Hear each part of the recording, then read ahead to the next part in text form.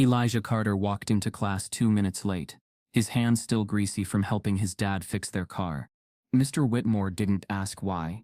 He just pointed to the board and said, "Since you like playing mechanic, fix this equation."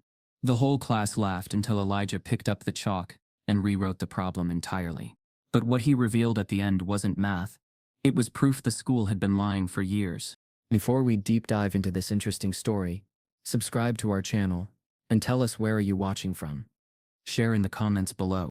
The first bell rang like a thunderclap through the halls of Carter High School, a suburban public school nestled in the rolling greens of northern Georgia.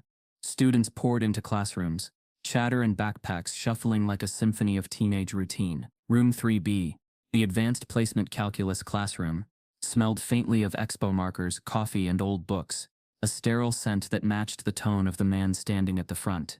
Mr. Whitmore, tall, silver-haired, with wire-rimmed glasses, and a perfectly pressed button-down.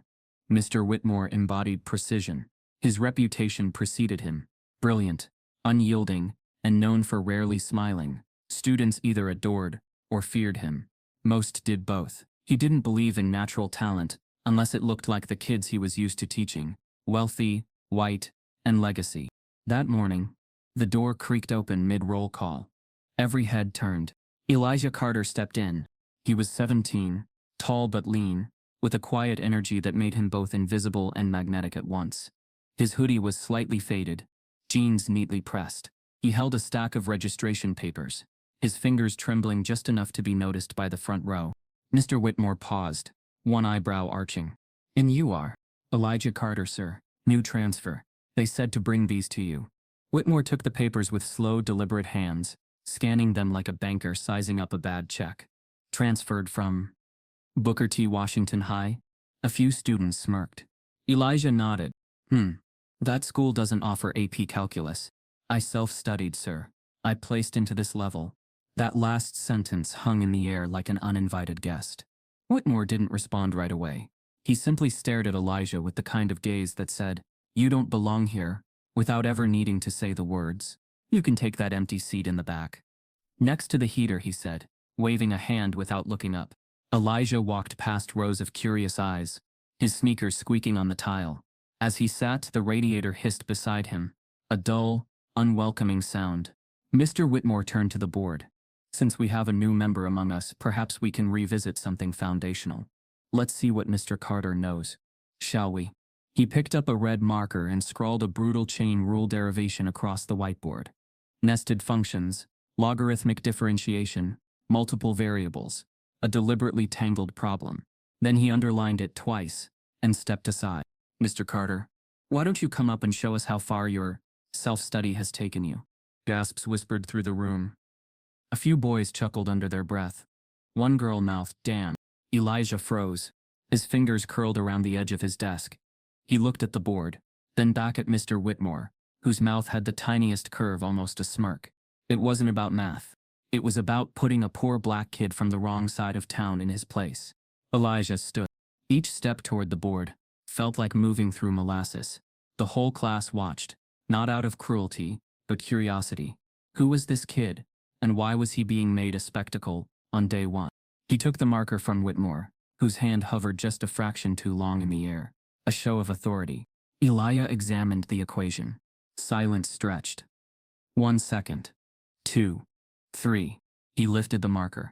Then paused. He uncapped it, stared at the whiteboard. Then he did something no one expected. He turned to the class. "Before I solve this, can I ask a question?" Whitmore blinked. "This is not a discussion, Mr. Carter. It's an assessment." "I know," Elijah replied. "I just want to understand the rules. Are we solving for x in terms of its original functions, or in simplified variable substitution?" A few students looked at each other. Whitmore's smirk flickered. "Answer it however you think best reflects your understanding." Elijah nodded, turned back, and without hesitation began writing. Not the answer. The question. He rephrased the equation using U substitution notation, then wrote out each nested function beside it, labeling domains and conditions. Then he did something most of the class had never seen. He began breaking down the problem into proof-based logic. Not just. By the third line, students were sitting forward in their chairs. By line 5, you could hear a pin drop. It wasn't just right. It was elegant. He handled the problem with the care of a surgeon and the creativity of an artist. He didn't just solve it, he dissected it, restructured it, and taught it back to the room in real time, all without saying a word. Even the students who didn't like math felt the gravity of what they were witnessing. By the time he capped the marker and set it down, there were no snickers left, no whispers, only silence. Mr. Whitmore stood still, eyes narrowed. "Well," he said finally, voice low, "that's unconventional, but correct," a student whispered. "Let's proceed," Whitmore said sharply, erasing the board with more force than needed. Elijah walked back to his seat. This time, no one looked away. Even the radiator had gone silent. But beneath the silence, something shifted. In that moment, Elijah had done more than solve an equation. He had broken a rule, an unspoken one. A student like him wasn't supposed to walk into a space like this and perform better than those who'd been prepped since birth, and certainly not in front of Mr. Whitmore. As the bell rang, Whitmore stood by the door, arms crossed, watching each student leave. When Elijah passed, Whitmore didn't speak. But his eyes said it all. This wasn't over. As Elijah stepped into the hallway, still processing what had just happened, he saw the principal's secretary approaching from the opposite end, carrying a slip addressed to him, marked Mandatory Parent Conference. Same day. 48 hours earlier, the Carters' life was mid-unpack. Boxes lined the hallway of their new 2-bedroom apartment, still smelling of cardboard and fresh paint. Marcus Carter stood at the kitchen counter assembling a shelf from IKEA, reading instructions like they were in a foreign language. Sweat beaded on his forehead, despite the open window. His work boots, still dusted with concrete from the morning's Uber construction gig, sat by the door. Elijah knelt by an open box in the living room, flipping through his prized possession, a worn stack of calculus books, graph paper notebooks, and one thick spiral-bound folder, labeled Theorems. Years of self-study lived inside that folder. The title was written in pencil, so faint it nearly disappeared, but Elijah knew every page inside by heart. "Dad," Elijah called. "You tighten this too much. It's leaning." Marcus squinted at the shelf. Man, this thing came with 62 screws, and none of them labeled. I'm a driver, not an engineer. Elijah smiled faintly. I could draw you a diagram. Marcus gave him a look. Don't get smart. Then he grinned. Actually get smart. That's why we moved here. Remember? Elijah's grin softened. Yeah. They had left Atlanta quietly. No goodbyes, no big send-off. Just a rented moving truck, and the decision that Elijah's future mattered more than Marcus's comfort. Carter High had better resources, smaller class sizes, and a reputation for academic excellence. It was supposed to be a new start. But the newness came with weight. The next morning, Elijah stood in front of the mirror, tucking the creases of his hoodie and smoothing down his edges. The hoodie wasn't designer, but it was clean, neat, respectable. Marcus leaned against the doorframe, arms crossed. You nervous? Elijah nodded. Little bit. Good. Means you care. They locked eyes in the mirror. I know what you're walking into, Marcus said, voice low. I went to a school like that. They smile to your face, but every room whispers. Just remember, you don't need to prove nothing to nobody. Elijah's jaw tensed. I'm not there to be liked. Damn right. He slapped Elijah on the back. You go on. I'll get a shift in soon as I drop you. By lunchtime, Elijah had already been asked 3 times where he was really from, twice whether he was on scholarship, and once if he was the diversity admit. He hadn't spoken more than 5 words in each class. He ate lunch alone, earbuds in, pretending to scroll through Spotify. That night, he worked through a set of complex integrals by flashlight. He didn't want to keep the lights on. It was their first electric bill month, and he knew Marcus was worried. Back at Carter High, the rumor mill spun faster than the ceiling fans. Teachers whispered in break rooms. A transfer kid had placed into AP Calculus without prior coursework. Some called it impressive, others improbable. Mr. Whitmore called it a clerical oversight. When the secretary walked into Principal Patterson's office 2 days later with Elijah's name on a yellow slip, the principal sighed heavily. Already? Yes. Mr. Whitmore said, it's urgent. Principal Patterson, a white woman in her early 50s, adjusted her glasses and leaned back. Her office walls were covered in posters about equity, inclusion, and cultural pride. The books on her shelf remained dustless and untouched. She picked up the phone. Get me Elijah's father. I want to schedule a parent meeting.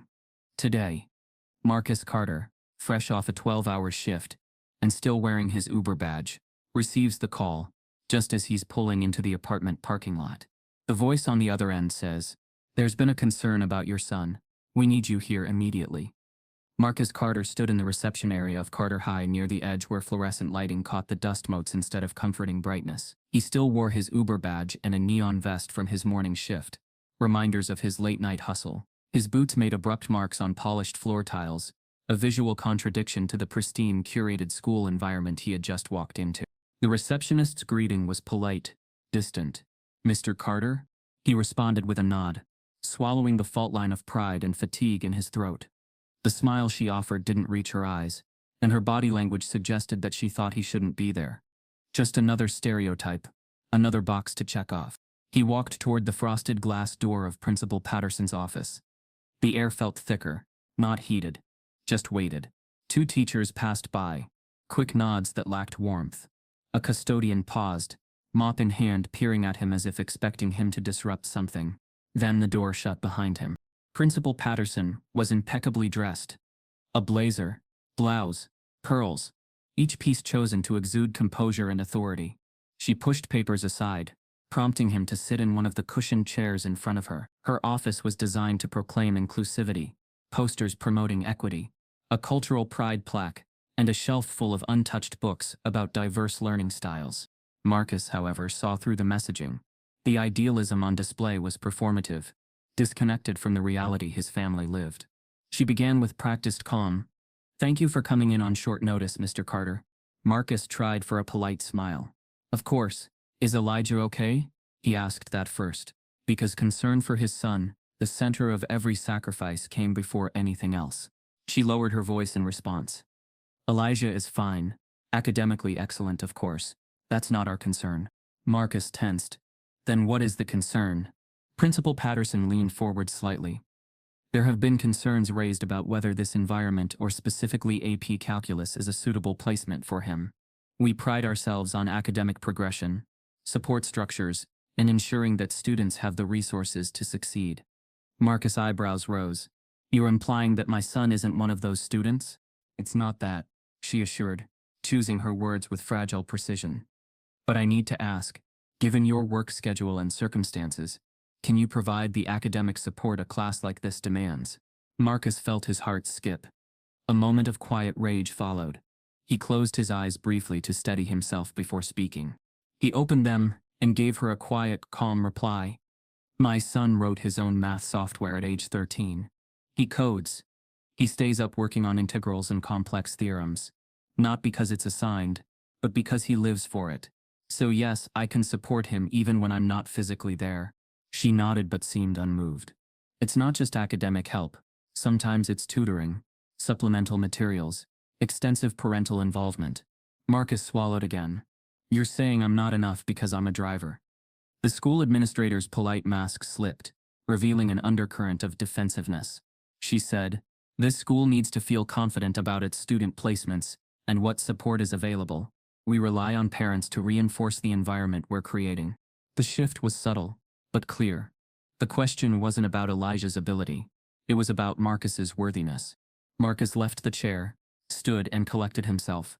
"So, am I overstepping? Should I be grateful my son was even allowed to occupy space in your advanced course?" Her smile returned, but sharp enough to cut. "We're just ensuring." He cut her off softly but firmly. "What I'm seeing here is not about academic placement. It's about who belongs. And if you believe kids from where we come from don't belong here, you should say that instead of hiding behind jargon." She turned away, slightly embarrassed. There was a silence, heavy enough to break. When she spoke again, her voice was lower, brittle. "We can't afford to lose donors or community support. There's an expectation for stability." Marcus's throat tightened. Stability for whom exactly? Principal Patterson's facade cracked. She scrunched her eyes, pressed her palms flat on the desk. "Elijah excels. Yes, but the impression is that he undermines the hierarchy. He highlights a weakness in our system."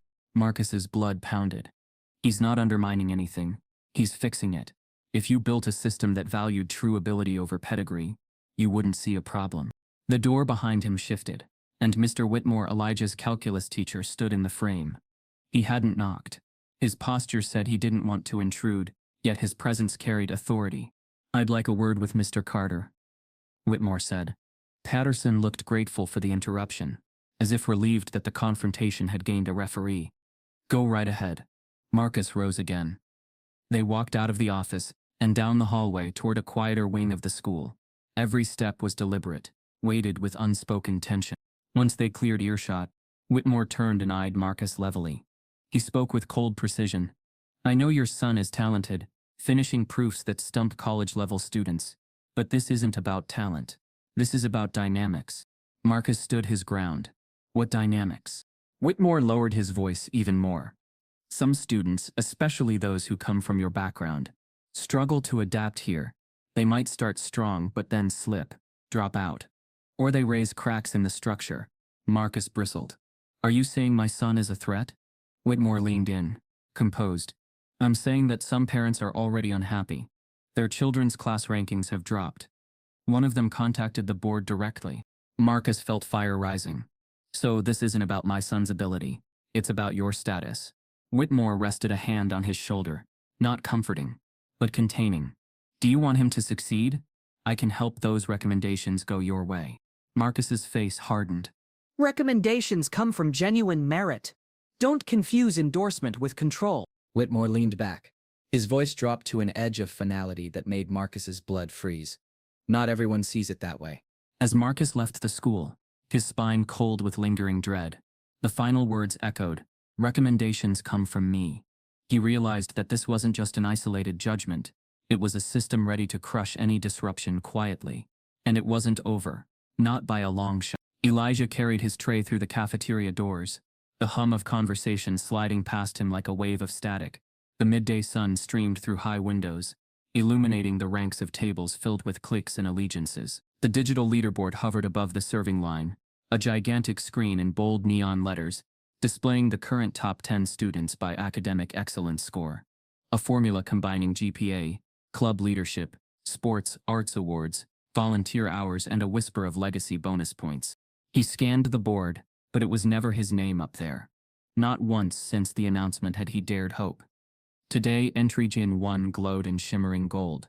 Lacey Winters, captain of debate, violin soloist, editor of the literary magazine, and spotless. Elijah watched as legacy students, children of alumni, the well-connected, clustered near the front, laughing, elbowing each other boastfully. "Can you believe they're giving out scholarship spots to nobodies?" one joked under his breath, loud enough for others to hear. Elijah found an empty bench against the far wall, far from the digital glare, and sat down. From his vantage point, muttered insults and sneers drifted toward him, thinly veiled reminders that, as a newcomer with an Uber driver father, he didn't belong in their world. His tray remained steady in his hands, though his heart pounded. He had memorized the cafeteria layout, where he could sit and go unnoticed, how to avoid eyes, how to compartmentalize his dread and disappointment like sections of a math proof. Lacey appeared beside him, bright-eyed and carrying a mountain of books with one arm. She was the perfect top-ranked student, all smiles and effortlessness. Absent-mindedly clutching her violin case in her free hand, she hesitated when she saw Elijah alone. "Mind if I sit?" she asked, her voice soft, almost hesitant, as if afraid of drawing attention. Elijah looked up. He wasn't sure whether to be honored or cautious. "Go ahead," he said, sliding his tray back a little to make room. She sat, setting her tray down, then looked at the leaderboard, then back at him. "You're not on the board," she said mildly. It wasn't malicious, just a fact, but uttered with compassion, as though she recognized something unspoken, that this stung more for him than it did for her. He swallowed, managing a small smile. "Not yet." Lacey traced her finger through condensation on her water cup, and looked at him more directly. "You moved here recently, right?" He nodded. "I'm sorry about the leaderboard thing." She shrugged, uncertain how to proceed. "It doesn't mean anything, I guess. Someone like you." She cut herself off, flipping her hair back. Elijah noticed a clique of legacy kids nearby, whispering and glancing over. One of them, a boy named Hayden, with a smug grin, gave Lacey a curt nod and said loudly, "Be careful, Lacey. Don't waste your friendship on a roadside car driver's kid." A ripple of laughter followed. Elijah's chest tightened, but Lacey's face turned red, irritated and disgusted. Excuse me? She said sharply. You don't get to define anyone. Hayden smirked, unrepentant. I'm just saying, they're taking up the scholarship quota. Might as well be honest. The cafeteria quieted around them. All eyes flicked to Elijah, then to Lacey, then back. For a moment the room contracted, incubating the tension. Elijah felt the weight of every stare. It reminded him, again, that he was the driver's kid. Someone to pity, mock, or ignore, but never regard on equal footing. Lacey drew a sharp breath. How dare, she began. But Elijah gripped her arm gently, stopping her from escalating. He stood, pushing back the tray. Lacey, please. His voice was quiet but steady, the restraint of a turbulent wave. She hesitated, torn between courage and caution, then sat back down, both fists clenched. She saw something in Elijah's face, pain, pride, but also something she couldn't articulate. Respect. They sat in uncomfortable silence. Elijah stared at the digital board again. Lacey, her posture rigid, stared at nothing in particular. The laughter resumed, though muted by the heaviness of the moment. After a few breaths, Lacey leaned forward. Ignore them, she whispered.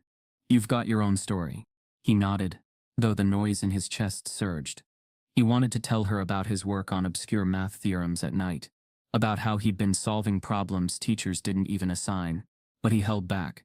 He didn't want to be that kid, the smug self-taught genius who insisted he belonged. He merely said, thanks. The bell rang. Students rose and shuffled out. Elijah remained seated until most had gone. Lacey stayed, gathering her books.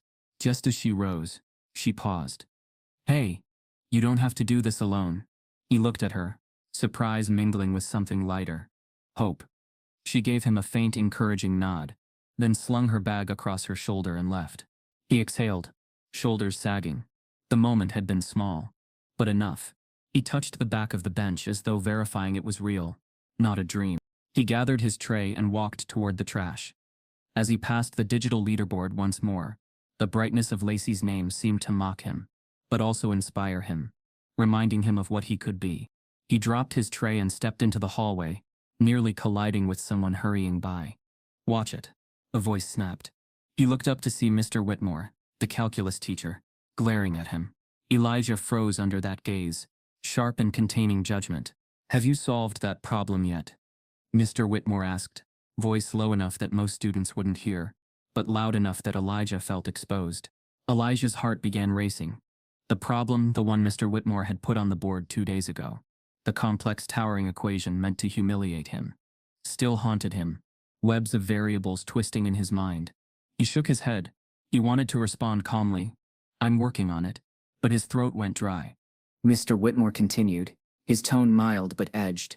Let me know when you're ready. I expect you to try. Elijah nodded, mumbling, yes, sir. Mr. Whitmore walked off, still watching him, and the corridor felt colder. Elijah fastened his books and hurried to class, rattled. He forced himself to breathe. The humiliations, the micro-assaults, they had not ended. And yet, sitting beside Lacey, he had felt something flicker inside. Connection, recognition. He walked on. That evening, Elijah made his way home on the bus under flickering streetlights. His mind kept returning to the lunchroom, the sting of the legacy kid's mockery, Lacey's fervent defense, Mr. Whitmore's probing question. All of it laid bricks of tension, constructing a brittle scaffold of dread and defiance. He logged into Reddit as Algae Bros once he reached his small room. There he typed his pseudonym into the search bar. Curiosity mingled with dread. To his shock, a post surfaced. A thread in Arrayne Underground Math with users praising him for a solution he'd posted 3 months ago to a previously unsolved integral. Comments read, "That's pretty much the work of a grad-level mind. And who even is Algae Bros? This is fire." Elijah stared. He had forgotten he'd done that, all hours spent reverse engineering complex proofs, fueled by coffee and ambition.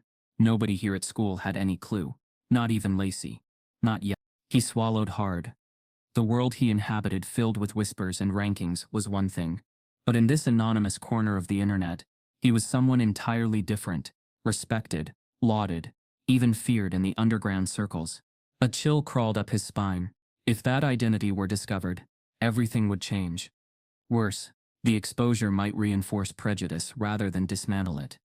What if Mr. Whitmore used it as proof that a driver's kid couldn't really earn respect legitimately?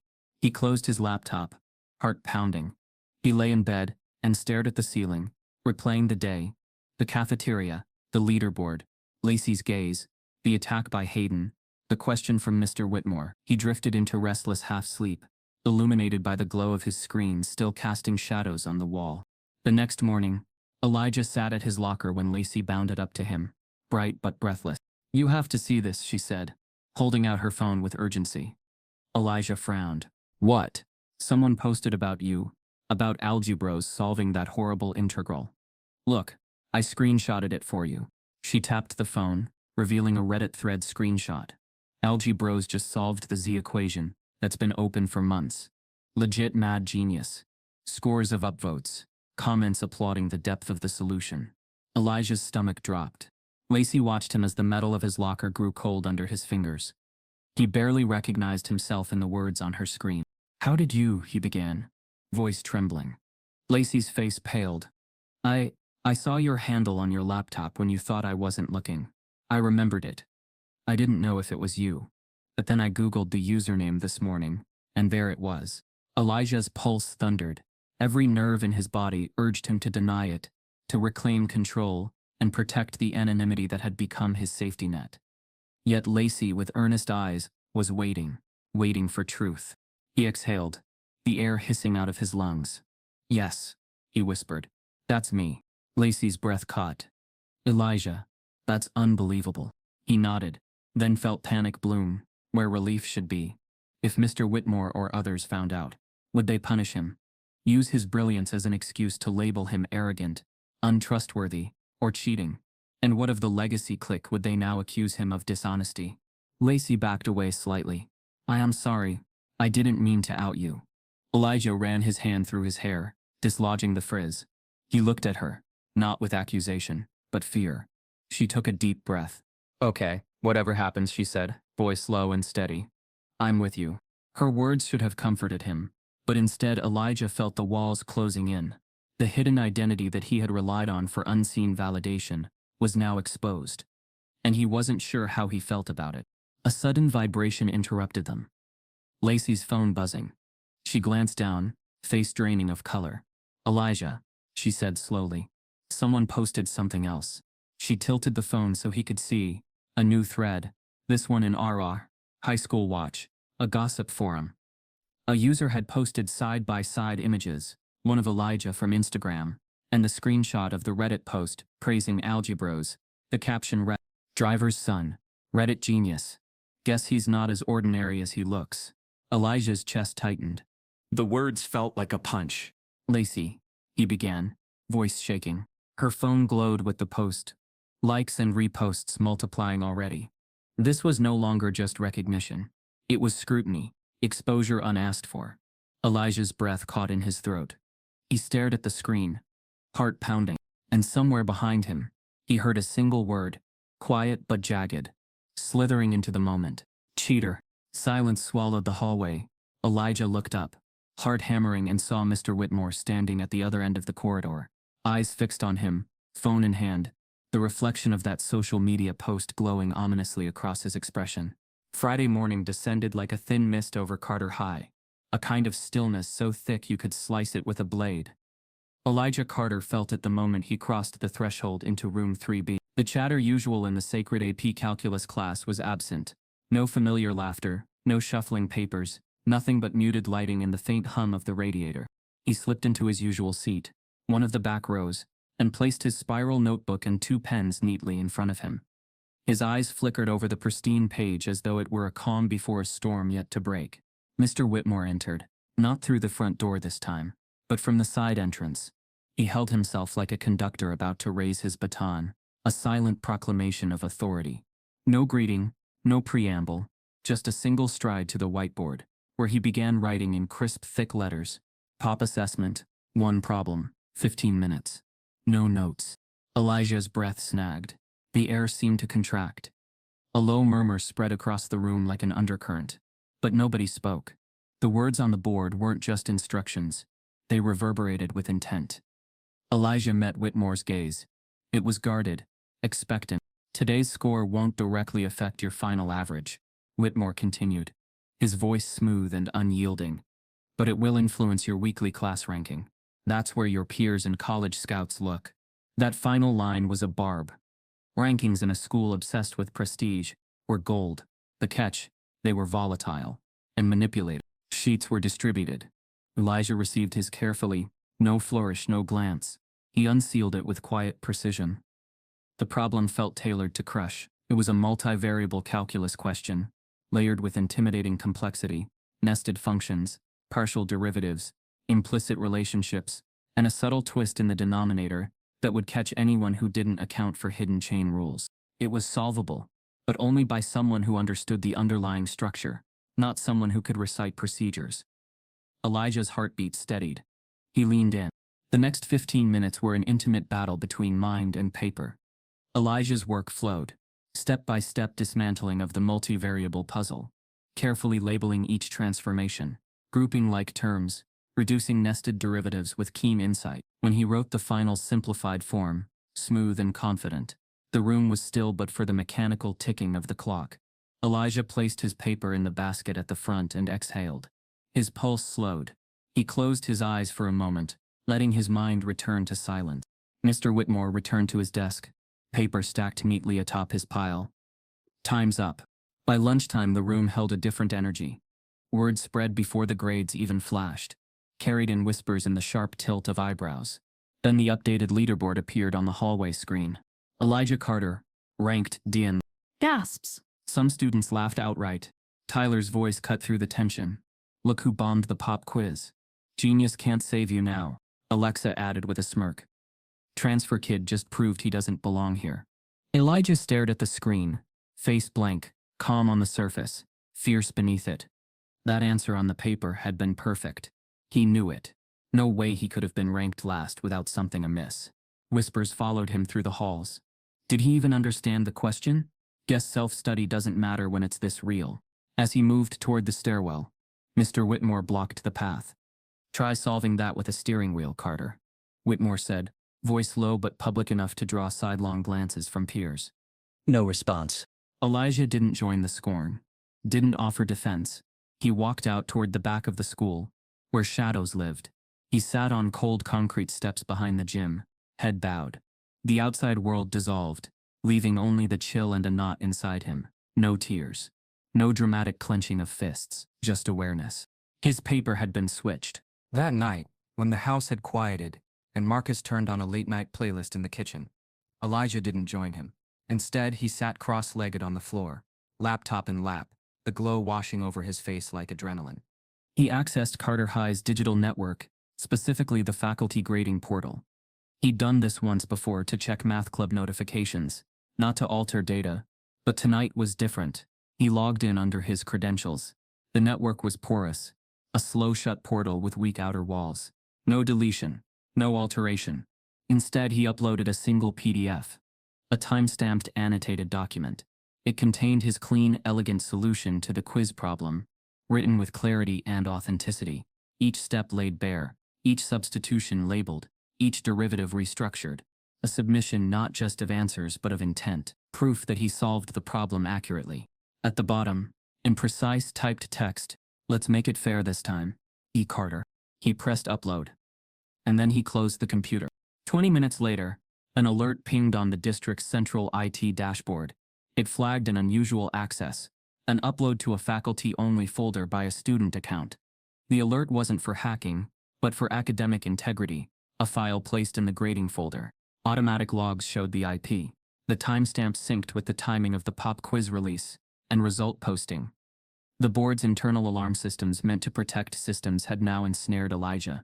As the file quietly flagged up the chain of command, someone high above in the academic office leaned back in their swivel chair, eyes narrowing at the spreadsheet reading.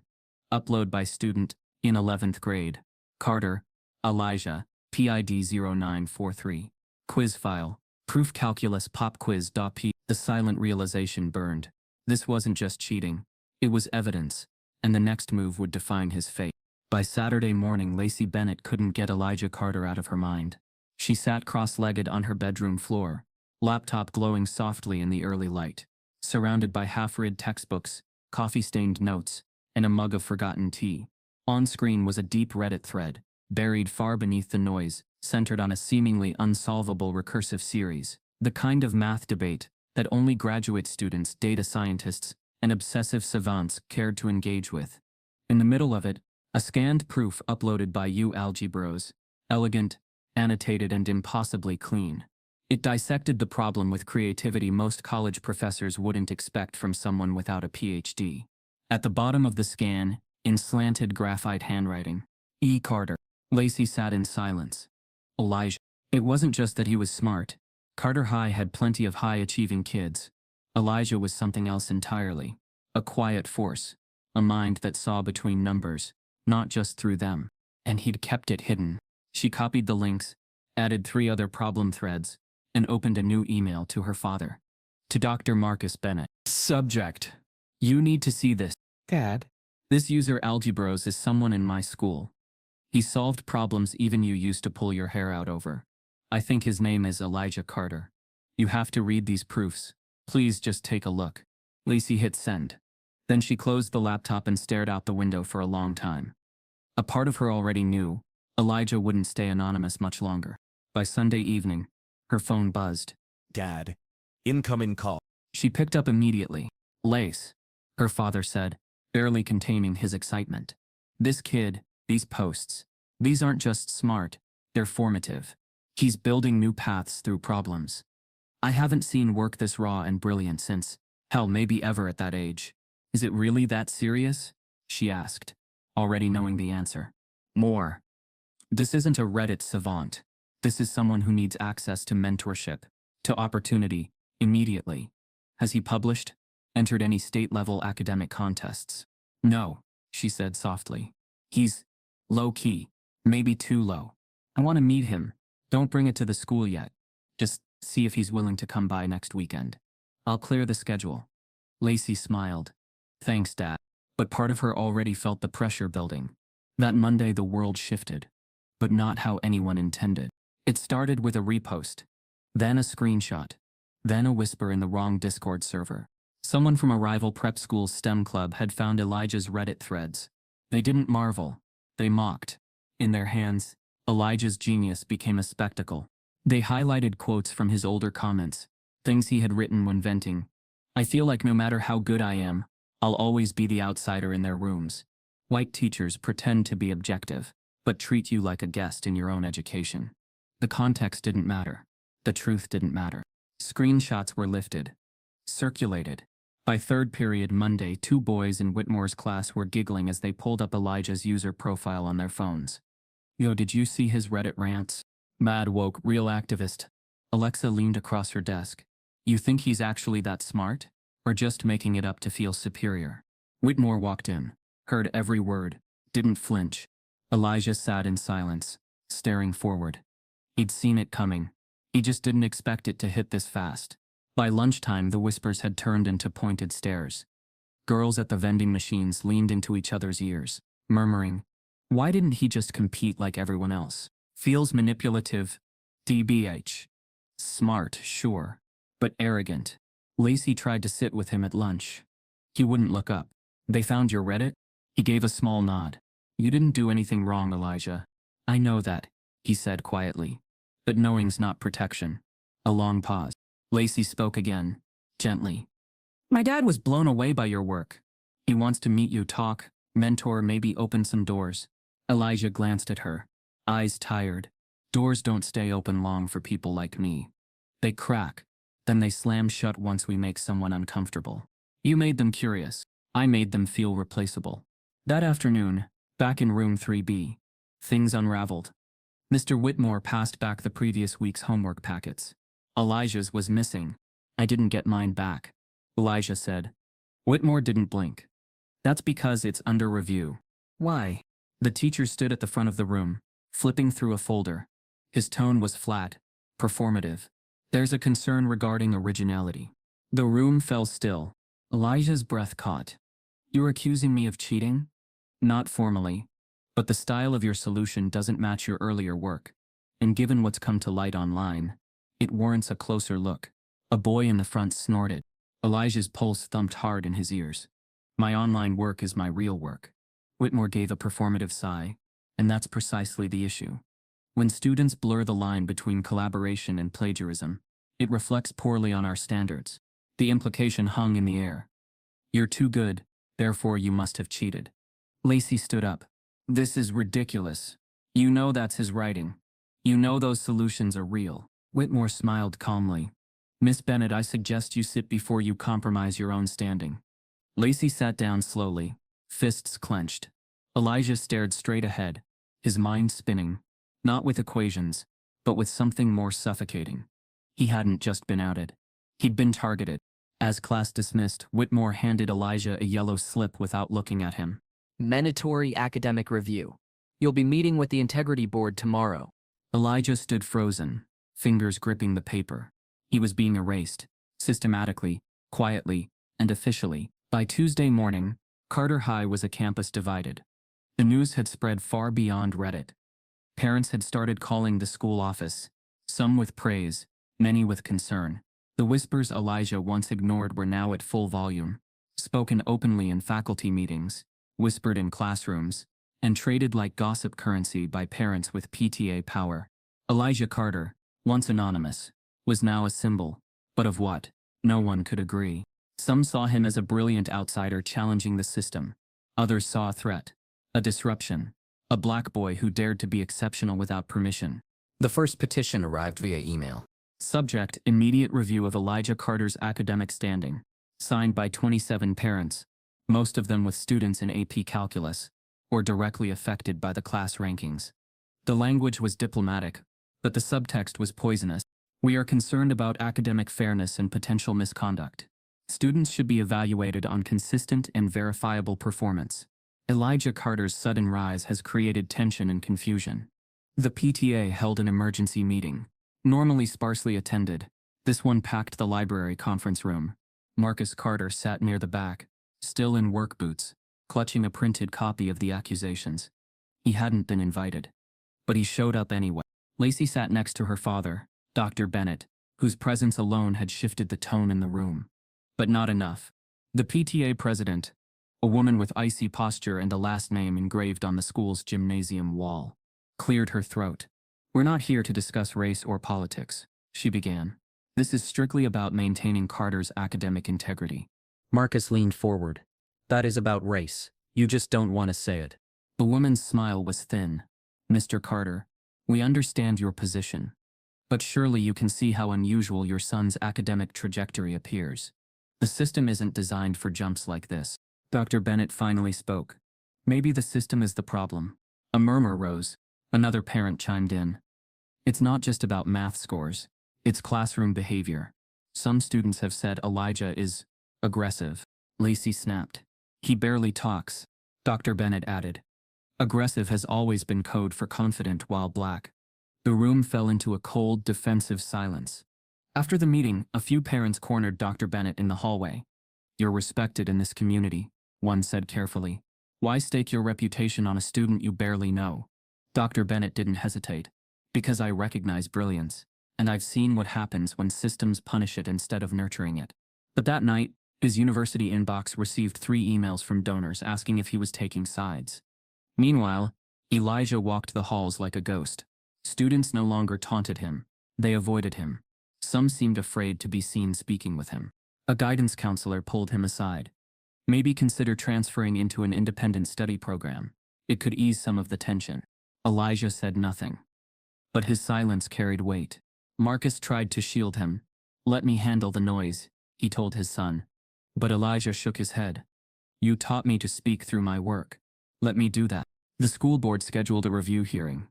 Mr. Whitmore submitted an official academic integrity violation report. He referenced the Reddit findings, Elijah's unexplained performance spike, and inconsistencies in handwriting. No mention of the quiz swap. No mention of Elijah's original work. Dr. Bennett requested to present a counterstatement. He was denied. Lacey offered to show the board Elijah's Reddit threads in full context. She was ignored. The stage was set for quiet erasure, until Thursday morning. An email hit every parent inbox in the district. Subject: proof of quiz tampering. Please watch. No signature, just a secure link. The video showed a clear angle of Mr. Whitmore's desk. 2 stacks of papers. His hand switching Elijah's quiz with a blank template moments before submitting grades. Within hours, screenshots of the footage went viral on school forums. The school board inbox flooded. A single question began echoing across campus. If they lied about this, what else are they hiding? The leaked video had turned Carter High upside down, but it hadn't brought the reckoning Elijah had imagined. Yes, the students had seen it. Yes, the footage clearly showed Mr. Whitmore switching his paper. And yes, the school board inbox overflowed with angry emails. But days passed, and Whitmore remained untouched. No suspension, no apology, no mention in morning announcements. He still stood at the front of room 3B like nothing had happened. Stiffer, colder, but still there. Elijah returned to class under a microscope. Even those who once whispered behind his back now avoided eye contact. Completely. His desk might as well have been wrapped in yellow caution tape. Untouchable. Untouching.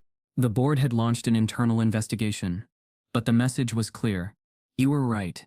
But you're still alone. And yet Elijah had one card left. The Regional Math Bowl. A statewide academic tournament known for propelling gifted students into scholarships, mentorships, and media attention. Invitations were based on winter placement tests and fall cumulative scores, long before Whitmore's sabotage, long before the video. Elijah had scored second highest in the state.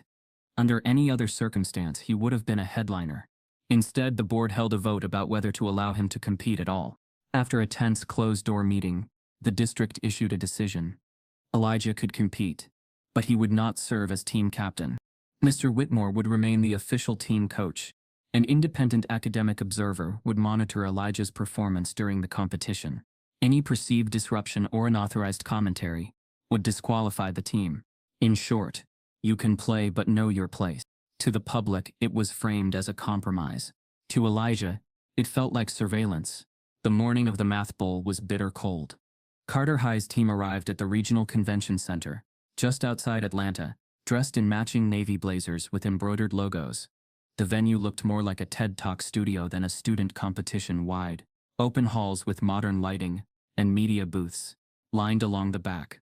Inside, the air buzzed with muted tension. Students huddled in teams.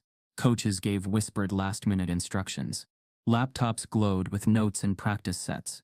Then the cameras came. 3 local news outlets had shown up. So had a podcast crew covering equity in gifted education. Their attention was not on the event, but on Elijah. Reporters huddled like birds waiting for the right moment. There he is, someone whispered. Is that the Reddit kid? The one with the proof threads? Elijah heard it all. He didn't react. He kept his hands in his pockets and walked past the buzz, as if it were static. Backstage, the team was assigned prep rooms. Elijah was led to one alone. Standard protocol, a staffer said, handing him a printout of the rules. To ensure no collaboration outside your round. Elijah sat in a foldable chair in the center of the empty room. No notes, no laptop, just a whiteboard, a dry erase marker, and silence. His palms tingled, not from fear, from restraint. He had more to prove now, but fewer people to prove it for. Meanwhile, Lacey sat in the audience, sandwiched between faculty from her father's university and 2 board members. She watched the program intently, texting Elijah during every break. Lacey, they're all watching you like you're gonna mess up. So don't. Lacey, make it impossible to question you. Lacey, make it beautiful. No response. She knew he wouldn't reply, but she knew he read it. Round 1. Team relay. Each member of the team was given part of a composite problem. Their answers would feed into each other. One mistake could destroy the chain. Elijah's problem was second in the set. It was a nested logarithmic identity requiring substitution from an irrational base. Not only did he solve it, he optimized the expression, shaving steps off the expected solution. Their team advanced. No one clapped for him directly. Round 2. Individual challenge. 3 short answer problems. 20 minutes. The first was a combinatoric scenario involving recursive probability trees. Elijah worked silently, calmly. The second was more obscure, abstract algebra with prime modular constraints. The third, a functional analysis riddle disguised as basic geometry. He solved all 3 with time to spare. The judges didn't smile. They simply recorded the scores and moved on. Then came the final. Round 3. The spotlight problem. This one was televised. A stage, podiums, live audience, teams from 4 of the top schools, lights, a 30-minute question. All 4 teams would present at once. The MC read the problem aloud. It was a blend of chaos theory and linear transformations, intentionally designed to stretch even the best competitors. The kind of problem that wasn't just about getting the right answer, but how you got there. Elijah took the lead. He didn't wait for permission. He stepped to the board and began sketching matrices, drawing connections between imaginary space distortions and convergence patterns. His mind moved faster than his marker, but his hand kept up. Each step was clean. Each notation was elegant. He wasn't solving anymore. He was performing. The crowd leaned in. Even rival coaches whispered. But then, just as Elijah neared the final reduction, a voice cut through the silence. Objection. It came from Mr. Whitmore. Live. On mic. The MC froze. Excuse me. Whitmore cleared his throat. As faculty supervisor, I must raise concern. Elijah's methodology includes unsourced derivations. Techniques not covered in our curriculum. Gasps scattered across the audience. Lacey stood up halfway from her chair. Elijah lowered the marker. I developed that technique, Elijah said quietly. It's an alternate convergence method, based on recursive mapping from chaos models. Whitmore shook his head. And where was that reviewed? Where's the citation? If we can't verify the originality, the answer may be invalid. It was a trap. Whitmore wasn't challenging the math. He was challenging ownership. The judges conferred. One leaned into a mic. We'll pause the round to review the solution in private. Boos echoed from the back row. Lacey stood now, fully upright. Her father looked at her, then looked toward the judges. As Elijah stepped off stage, a tech assistant rushed over with a note. Handwritten, folded, no name. He opened it. Check the interview room. Now. Before they erase it. He looked up, heart pounding. Someone knew something, and they were trying to warn him before it was too late. The silence began the moment Elijah stepped off the stage. It wasn't the silence of awe or respect. It was the silence of absence. No congratulations, no affirmations, not even a neutral acknowledgement of his work. Judges had taken his paper, whispered behind closed doors, and reporters, who had minutes before swarmed the arena with cameras ready, had already redirected toward other stories.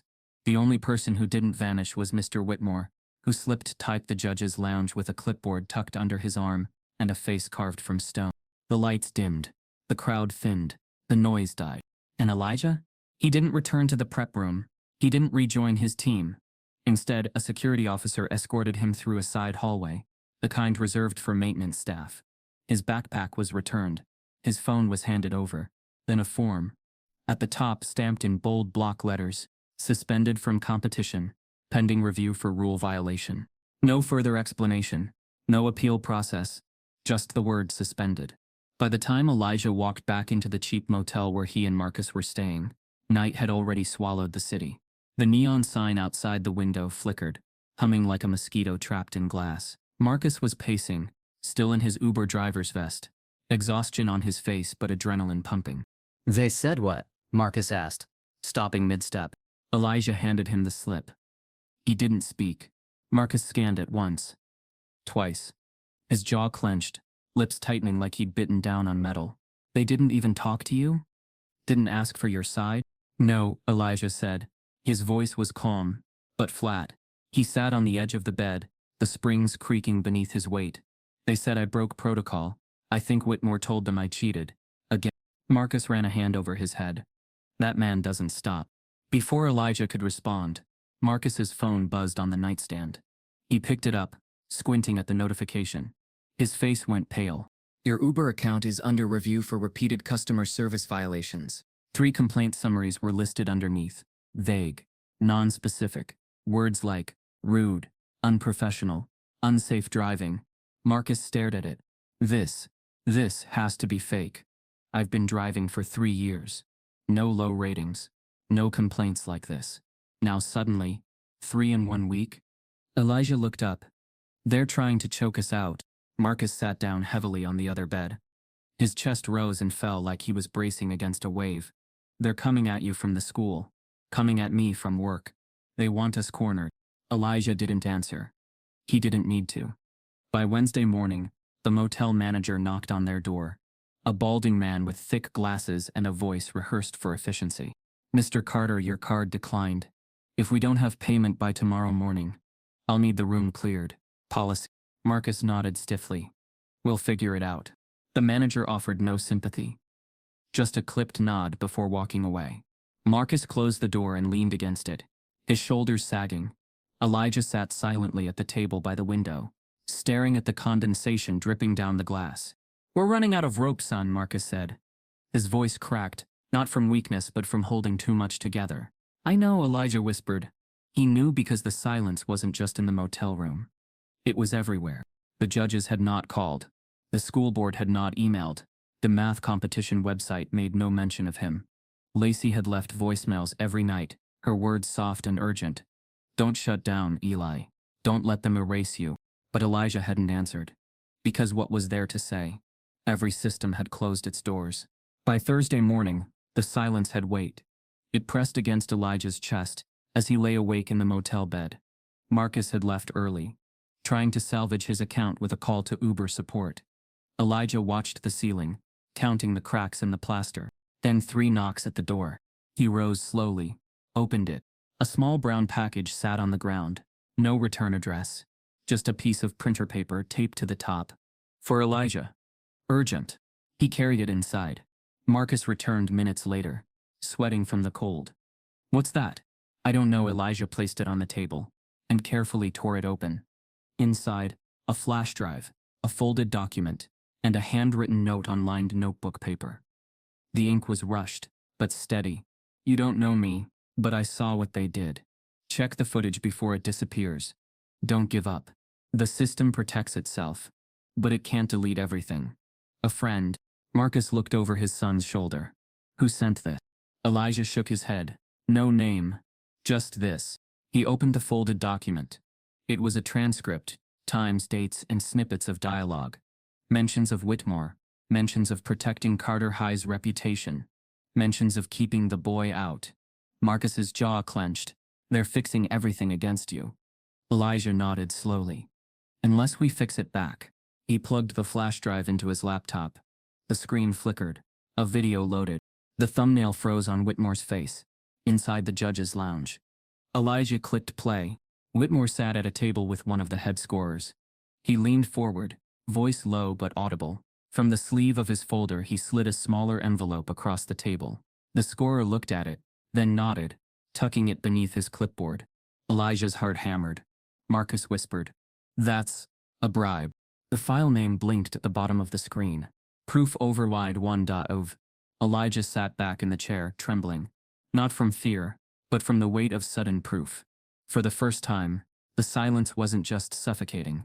It was waiting, and in his hands, he held the kind of evidence that could shatter it.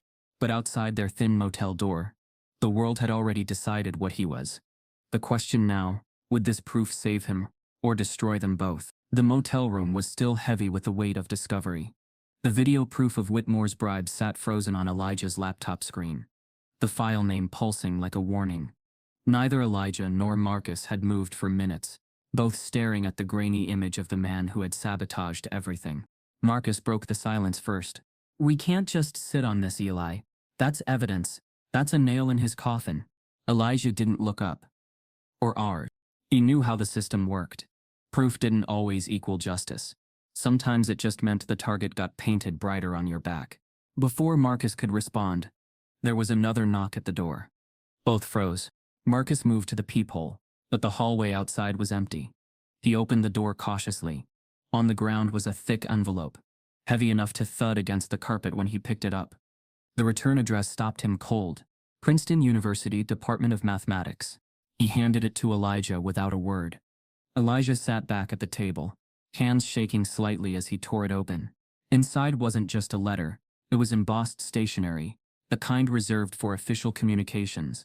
His eyes scanned the page once, then twice, his lips parting slightly as he absorbed each word.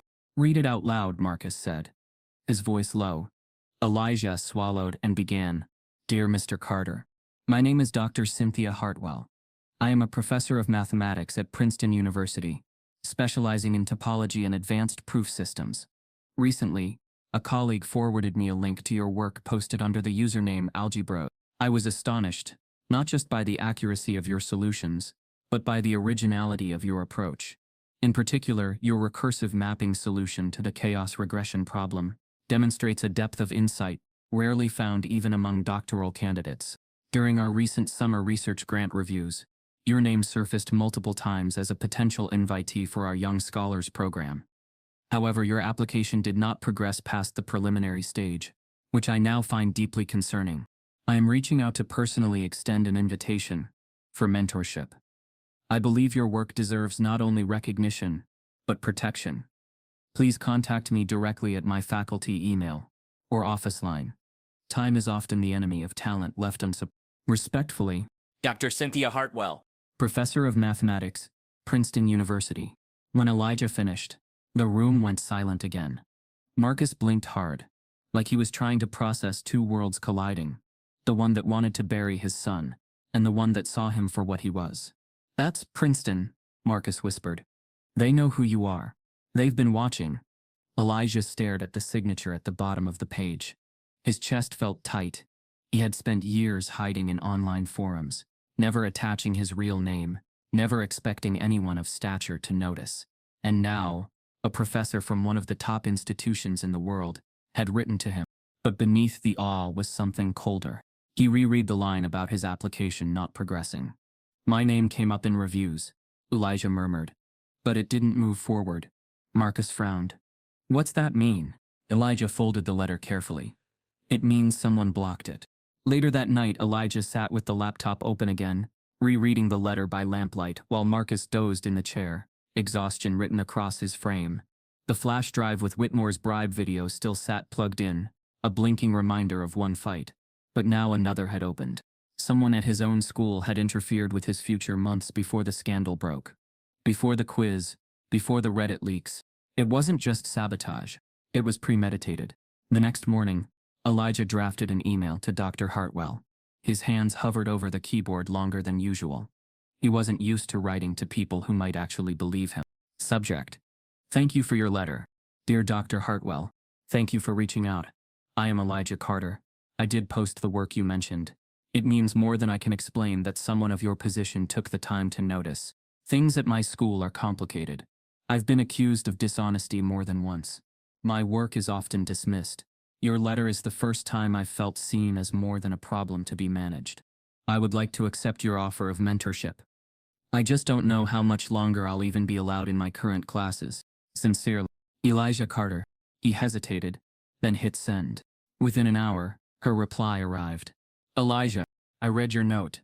Please know you are not alone in this. I have mentored students across the country who faced similar walls, though rarely so blatant. I need to be candid with you. When your name surfaced in the summer grant review, one of the committee members mentioned that your school had raised serious concerns about your academic integrity. They claimed your performance did not match your record, and implied that your online work might not be your own. That kind of doubt is poison. It killed your application before it could breathe. If you're willing, I'd like to schedule a call this week to discuss how to build a portfolio independent of your school's interference. Princeton is not the only place that will see your worth, but it can be a powerful ally. Stay strong, Dr. Hartwell. Marcus read the email over Elijah's shoulder, his face hardening. They tried to blackball you, before any of this even started. Elijah's throat tightened. That means it wasn't about me messing up. It was planned. Planned to keep you out, Marcus said. He pressed a hand on his son's shoulder. But now you've got someone on the inside. Someone who knows what they did. Elijah stared at the laptop screen, heart pounding. For the first time, the silence that had smothered him seemed to break. Not completely, but enough for light to filter in.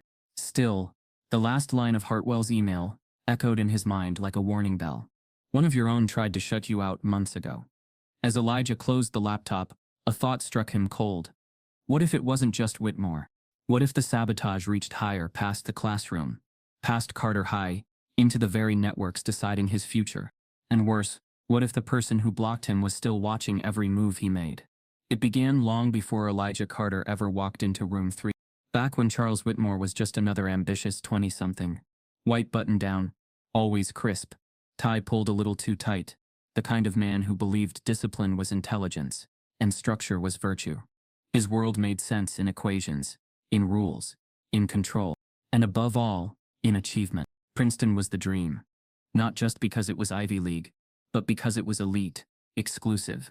A place that would finally prove what he already believed about himself. I'm exceptional. He applied with polished confidence.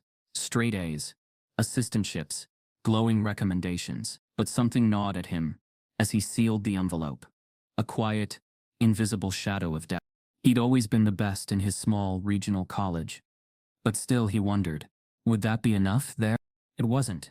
The rejection came in a thin envelope, folded, cold, no invitation, no wait list, no feedback, just, we regret to inform you.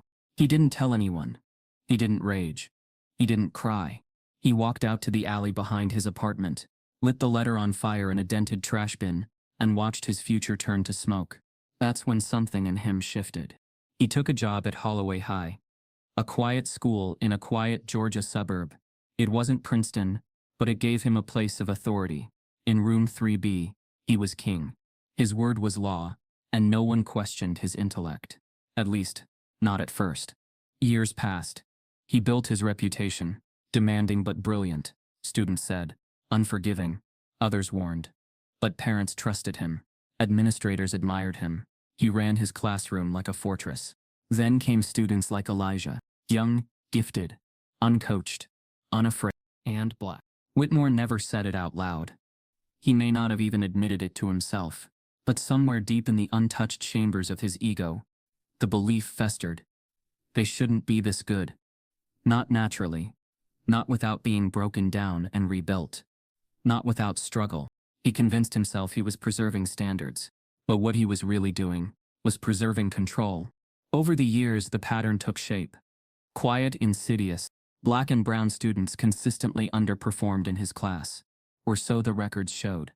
Some transferred out, others dropped AP calculus altogether. Their GPAs sank, their college apps weakened. But Whitmore always had reasons. They lack foundational skills. They can't handle the rigor. They're not used to this level of discipline.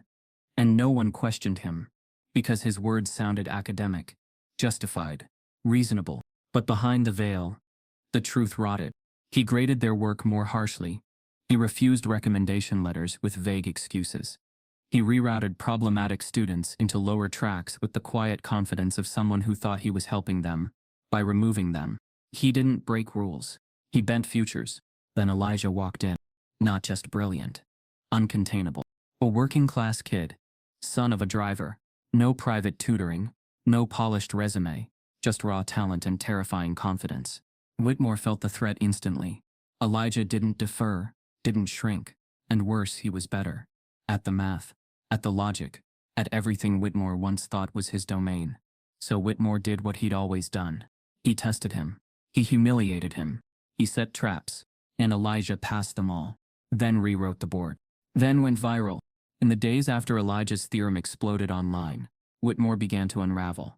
Quietly at first, he shut his door more often. Snapped at students. Left class early. But the worst blow came from the superintendent's office. A letter. Subject, grade review. Formal inquiry. 5-year period. His hands trembled reading it.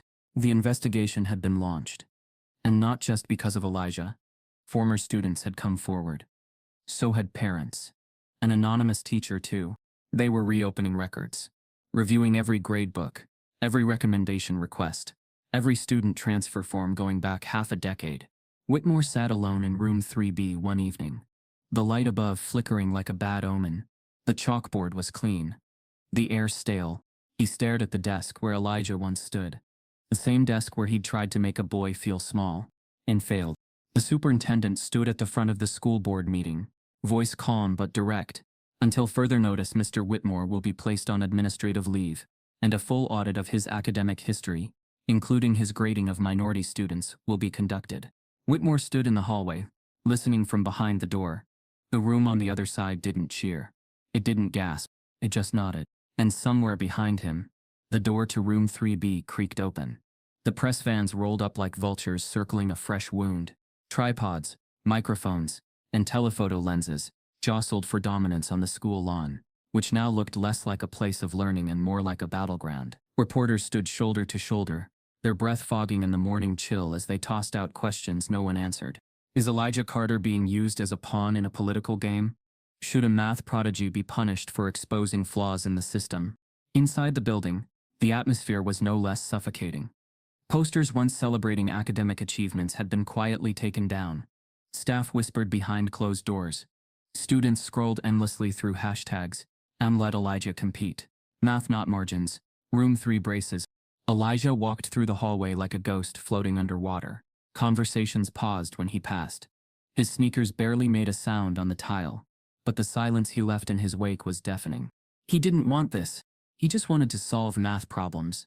But now, his name was plastered across national headlines. News anchors debated his future. Columnists dissected his Reddit posts, and talking heads spun his story into whatever version served their agenda. To some, he was a symbol of resilience. To others, he was a threat to their well-polished narrative of equality in education. In room 3B, Mr. Whitmore's chalkboard was suspiciously clean. He no longer wrote challenging equations on the board. He barely looked up when Elijah entered, but his eyes, sharp, watchful, followed him like a shadow. At home, things had gotten worse. Marcus's Uber account had been temporarily suspended due to an influx of complaints. Anonymous reviews called him aggressive, unprofessional, and one even accused him of making political comments. With no income, they were days away from losing the motel room. Elijah sat on the edge of the stiff bed, watching the motel AC spit out lukewarm air. The TV flashed with news coverage of his own face. He turned it off. "This isn't what we came here for," Marcus said quietly. "I didn't ask for this." "I know." There was a pause. Heavy. Tired. Then a knock. It was a man in a gray blazer, eyes like cold steel and a voice that carried weight. "Elijah Carter? Marcus Carter? I'm with the Georgia Center for Civil Rights. We'd like to talk." The lawsuit dropped like thunder. Carter v. Holloway Unified School District filed for racial discrimination, systemic academic bias, and retaliation. Within 48 hours, the story hit CNN. By the weekend, justice for Elijah was trending globally. Marcus sat beside Elijah in a crowded press room, both wearing borrowed suits 2 sizes too big. Civil rights attorneys spoke with fire in their voices. Cameras flashed. The community was no longer silent. Teachers, students, even former staff members started to come forward. A retired school counselor confessed she'd been told to lower expectations for students of color. A former janitor posted a video describing how Mr. Whitmore once referred to scholarship kids as statistical anomalies. And still, Elijah said nothing. He couldn't. He felt like a mannequin trapped in a storefront window, everyone staring, debating, tweeting, but no one truly seeing. That week, the school board held a closed-door meeting, but leaks spilled like a cracked pipe. Some PTA members reportedly argued that Elijah's presence disrupted the learning environment. One suggested, anonymously, that he be offered a quiet transfer to an alternative program. Another pushed to remove Mr. Whitmore but was overruled. The media camped out on the school lawn. Protesters held signs, "Genius doesn't come in one color. Protect Elijah. Not white fragility. Math is math." Inside room 3B, Mr. Whitmore stood stiffly at the chalkboard. He'd returned to assigning equations, but only from the textbook. Nothing original. No challenge. He turned slowly to Elijah one morning. "If you can't handle the pressure, Carter, step down." It was said calmly. Too calmly. Like a whisper sharpened into a knife. Elijah didn't flinch. He just looked at the man. Not with fear, not even with defiance, just quiet knowing. At home, Marcus sat with a pile of rejection emails and unpaid bills. No one would hire him, not with his name now tied to a civil rights case. "Maybe I messed this up," Marcus admitted. "You didn't," Elijah replied. "They're coming for you, Eli. Let them." But deep inside, Elijah felt something breaking. He wasn't built for cameras and courtrooms. He missed the comfort of equations, the certainty of right and wrong in numbers. Then came the hearing. The school's attorney claimed there was no racial motive, just miscommunication, subjective grading, and unfortunate coincidences. The civil rights group presented the footage of the switched quiz, the anonymous teacher testimony, and Mr. Whitmore's 5-year grading disparity. The numbers spoke louder than words. Still, the judge remained cautious. Deliberations would take weeks. And Elijah? He still had to attend school, surrounded by students who now viewed him as either a hero or a walking controversy. Lacey was the only one who stayed by his side. "You okay?" she whispered at lunch. "No. But that's fine. I heard something." "What?" "About my mom." Elijah looked up. Lacey's voice dropped to a whisper so faint it nearly disappeared. "I overheard her on the phone last night. She's trying to get rid of the quiz footage." Elijah froze. "What?" "What?" She said. "It complicates the narrative. She's part of the board, Elijah. She's trying to bury the only proof you've got." Fade to black. The last day of school arrived without fanfare. No balloons, no music, just the low murmur of lockers slamming and yearbooks being passed around with half-hearted scribbles. Room 3B was unusually full, students buzzing with anticipation, not about summer, about what was about to happen. Mr. Whitmore stood at the board, arms crossed, eyes narrowed. He looked calm, but the chalk trembled slightly in his hand. Behind him, a fresh equation stretched across the board. It was massive, dense, almost theatrical in its complexity. Symbols curved like vines, numbers nested inside functions, that spiraled into near nonsense. It wasn't from the curriculum. "This," Whitmore said slowly, "is a demonstration of order versus chaos." The room went silent. "I've challenged every AP student with this over the years," he continued, eyes fixed on Elijah. "None have solved it, and I don't expect today to be any different." He turned to the class. "But since some of you seem to believe Mr. Carter here has been unfairly judged, perhaps he'd like to show us all what he's made of." No notes, no calculators, just him and the chalk. He stepped aside. A slow gasp rippled through the room.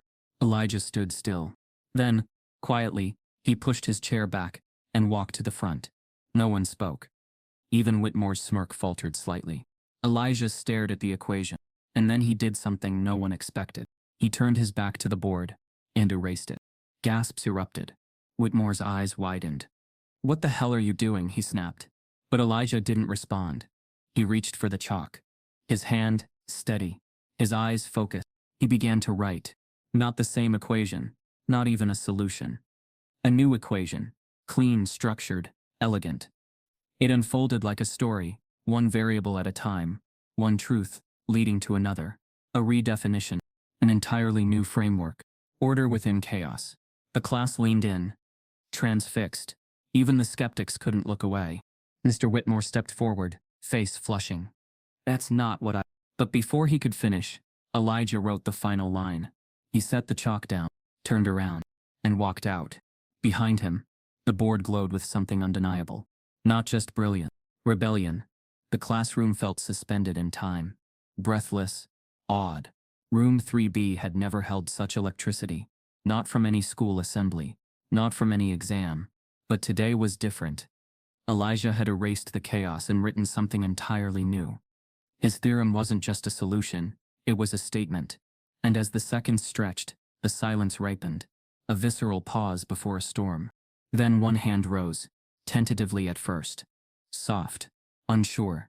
A single clap, it echoed like a heartbeat. And then another, and another.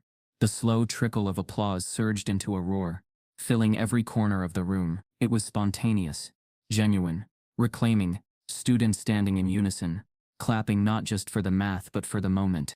Phones emerged, screens glowed, and hands shook. Rewind, zoom, replay.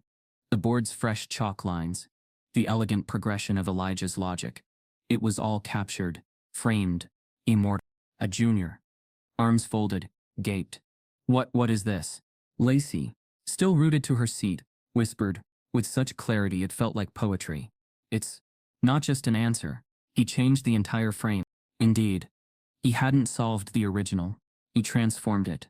Rather than conquer chaos, he showed how chaos, under the right lens, reveals its patterns. The theorem mirrored his life. Chaotic beginnings, system pushed to breaking. But under pressure, consistency emerges, predictable beauty in uncertainty. Whitmore's posture collapsed inward. Gone was the smug docent. Only hollow betrayal remained. He made a vain, trembling attempt to reclaim authority. Phones away. But his voice sounded off-key, hollow. No one obeyed. The moment was stronger than any order. That afternoon, the world tilted. TikTok lit up. Reddit threads spun in real time. YouTube notifications popped in from all over. The video, framed as Black student destroys racist math challenge with his own theorem, hit the algorithm's sweet spot. Raw challenge, poetic justice, undeniable talent. Hashtags trended. Math revolution, Elijah Carter, room 3B. Within 8 hours, it exploded. Millions, not thousands, watched. By midnight, news loops had picked it up. By dawn, CNN was airing clips. Commentators wrestling with the narrative. Was this protest or proof? A lesson in mathematics, or humanity? A kid's chalkboard moment became national reckoning. In Elijah's inbox, an email awaited, from the Princeton Institute of Mathematical Research. The subject line alone glowed. Full academic scholarship offered. He clicked. Scanned. Reread. Heart hammered. Marcus hovered. Breath caught. I told you, Marcus said. Voice raw.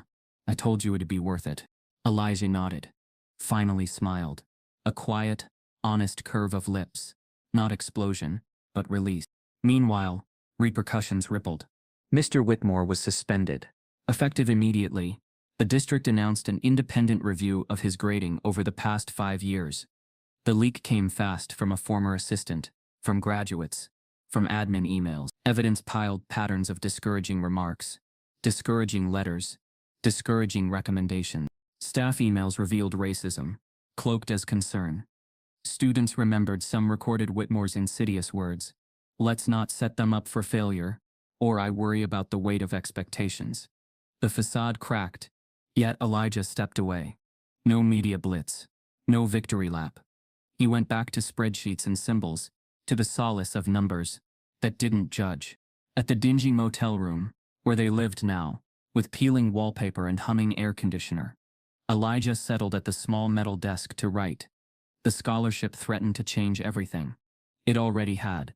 But he needed math. All the noise circled like predators. Inside the quiet, he found balance. Then a knock, strict, deliberate. A woman. Civil. Professional. Badge at her side. Alteratech Logistics. She looked at Marcus, then Elijah, with something like respect, with faith. One of our partners saw your son's video, she began.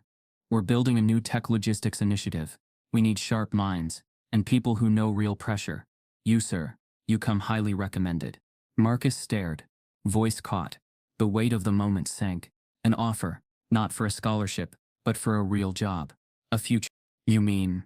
Yes, sir. Marcus looked at Elijah. Elijah's grin was slow, wide, honest, wordless. The world outside was still spinning. But inside that little room, for a heartbeat, there was peace. A father and son battered but not broken, sharing a moment of triumph, beyond chalk or courtrooms, beyond racism, beyond expectations. Elijah looked at his father, and the future flickered like chalk dust in sunlight, fragile, luminous, unstoppable. The auditorium at Holloway High had never felt this quiet.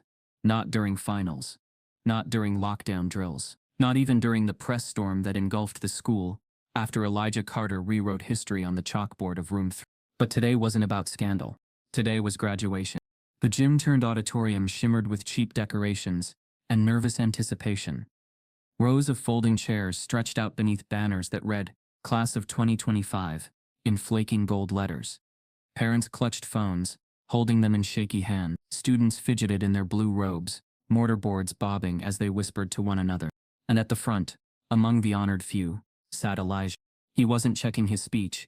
He wasn't texting Lacey, who sat beside him, her curls pinned up, her gown immaculate. He simply sat still, breathing slowly, eyes on the small piece of chalk in his palm, the same kind he'd once used to shatter expectations, erase bias, and draw a line no one could ignore. His fingers closed around it. A name echoed through the loudspeakers. Applause. Another name. Applause. Then, Elijah Carter, valedictorian. The room erupted, but Elijah's expression didn't change. He stood with quiet certainty, walked up the steps, and stood at the podium. He looked down at the sea of faces. Classmates who once whispered behind his back, teachers who once doubted, administrators who once flinched at his name, and tucked somewhere in the crowd, his father, Marcus, dressed in his Ultratech uniform, smiling like sunrise. Elijah cleared his throat. No quotes. No big stories. Just one thing I've learned. He paused.